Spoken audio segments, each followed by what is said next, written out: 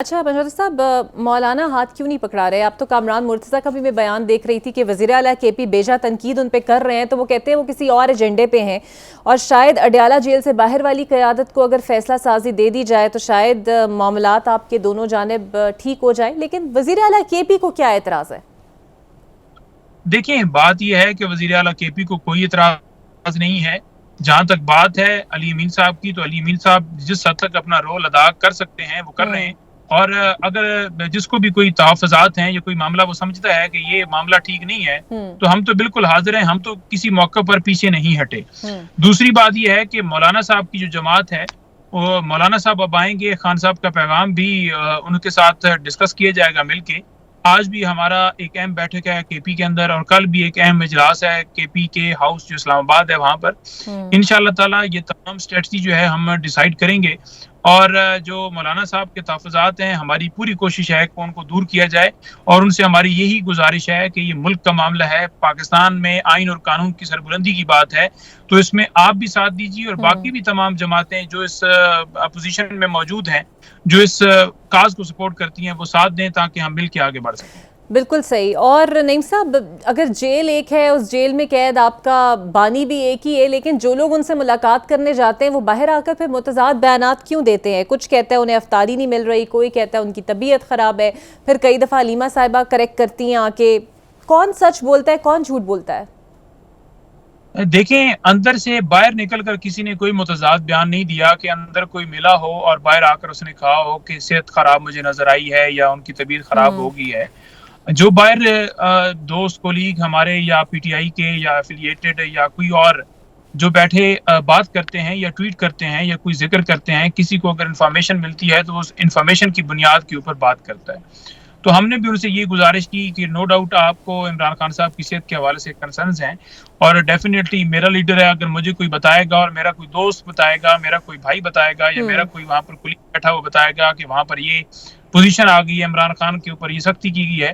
تو میرے بھی ان کے ساتھ اسی طرح سے جذبات ہوں گے، اور میں بھی کوشش کروں گا کہ قوم کو بتاؤں اور پوری قوم آواز بلند کرے اور عمران خان تک رسائی ہو اور حقائق سامنے آئے۔ بالکل تو ٹھیک۔ ہم نے ان تمام سے گزارش یہی کی ہے کہ فیملی جو ہے وہ سٹیٹمنٹ دے گی، یا خان صاحب کے ساتھ بات کر کے جو ان کے ترجمان ہیں وہ سٹیٹمنٹ دیں گے، یا جو لوگ وہاں سے نکل کر بات کرتے ہیں وہ اس سے ان کی طبیعت ایک آدھ دن لگ جاتا ہے، ملاقات 2-4 دن لگ جاتے ہیں، تو اس کے بعد ہی کوئی بات ہوگی تو اس کو اوتھینٹک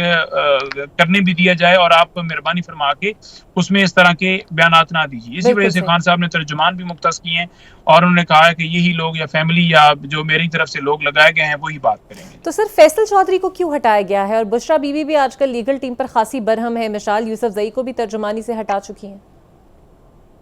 دیکھیں، بشرا بی بی صاحبہ نے جو ترجمانی، میں تو اس وقت موجود تھا، تو انہوں نے میری طرف اور دیگر اور دوست تھے، انہوں نے کہا کہ یہ ترجمان ہے میرے، اور یہ فیصلہ ڈیفینیٹلی ان کا ہے، وہ جو مناسب سمجھیں وہ ان کا فیصلہ ہے۔ دوسری بات یہ ہے کہ لیگل ٹیم کی بات کی جائے تو وہاں پر صرف ایک وکیل نہیں تھا، 8-10 وکیل تھے، اور انہوں نے کہا کہ ہم یہ چاہتے ہیں کہ بندہ جو ہے وہ یعنی پروفیشنل ہو، جو اسپیسیفک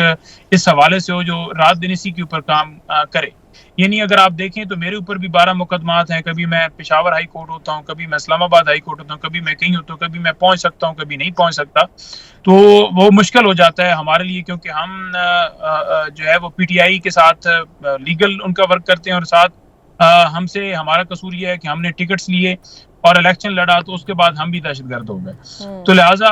اسی سینیریو کے اندر انہوں نے کہا کہ جیل امور کو ایک بندہ ہم چاہتے ہیں کہ پروفیشنل ہو، جو اس پر غور کرے اور تمام تر مسائل کو ٹھیک طریقے سے حل کرانے کے اندر پوری توجہ کے ساتھ بہتر طریقے سے وہ کر سکے، اور ان کا فیصلہ ہے، پھر انہوں نے ڈیسائیڈ کیا۔ بالکل صحیح۔ اور یہ اڈیالہ جیل کے باہر احتجاج والا کیا معاملہ ہے؟ کیونکہ آپ کے کچھ اپنے ہی رہنما اس پہ تنقید کر رہے ہیں، لیکن بتایا جا رہا ہے کہ بانی نے ہی کہا تھا کہ اڈیالہ جیل کے باہر احتجاج کیا جائے، اور سیاسی مسلطوں کی وجہ سے آپ لوگ نہیں کر رہے۔ دیکھیں، خان صاحب نے جو بات کی تھی وہ اس سینیریو کے اندر کی تھی کہ کچھ رہنما جو ہیں، کچھ لوگ جو ہیں وہ آ کر ٹی وی کے اوپر پاکستان تحریک انصاف کی قیادت کے حوالے سے بہت زیادہ یعنی نیگیٹو باتیں کرتے ہیں، اور عوام اور جو پی ٹی آئی کے عمران خان صاحب کی طرف سے لگائے گئے لوگ ہیں ان کے درمیان فاصلہ پیدا کرنے کی کوشش کرتے ہیں۔ یہ الفاظ خان صاحب نے یعنی ان کے میں دہرا رہا ہوں، انہوں نے کہا تھا کہ یہ باتیں وہ اس لیے کرتے ہیں تاکہ فاصلہ پیدا ہو اور لوگ متنفر ہوں، تو اس کا حل یہ ہے کہ کوئی ایسا عمل ہوتا ہے، کوئی ایسی چیز ہوتی ہے، کوئی ایسا ایونٹ ہوتا ہے تو اس کے اوپر بھرپور آواز اٹھائی جائے. جیسے ملاقاتوں پر پابندی ہوئی تو یہاں اگر آ کے آپ بھرپور طریقے سے وہ کرتے، آپ نے کیا، پریس ٹاکس بھی کی، باقی بھی چیزیں کی. اسی طرح سے کے پی کے اندر جس طرح کیا گیا اس کو اگر مزید اچھے طریقے سے کیا جاتا تو وہ پھر ان لوگوں کو موقع نہیں ملتا. تو بجائے یہ کہ ان کو ہائپ کریٹ کیجیے، اپنی آپ ایکٹیویٹی جاری رکھیے. اور پھر راجد صاحب نے ان کو کہا کہ میں آپ کو بتاتا ہوں، انہوں نے پھر ڈیٹیل سے انہیں بریف کیا کہ ہم نے ہائی کورٹ سے بھی رجوع کیا، ہم نے پریس ٹاکس بھی کی، ہم نے آواز بھی بلند کی، رہنما آ کر اڈیالہ جیل کے باہر پریس ٹاکس بھی کر رہے ہیں.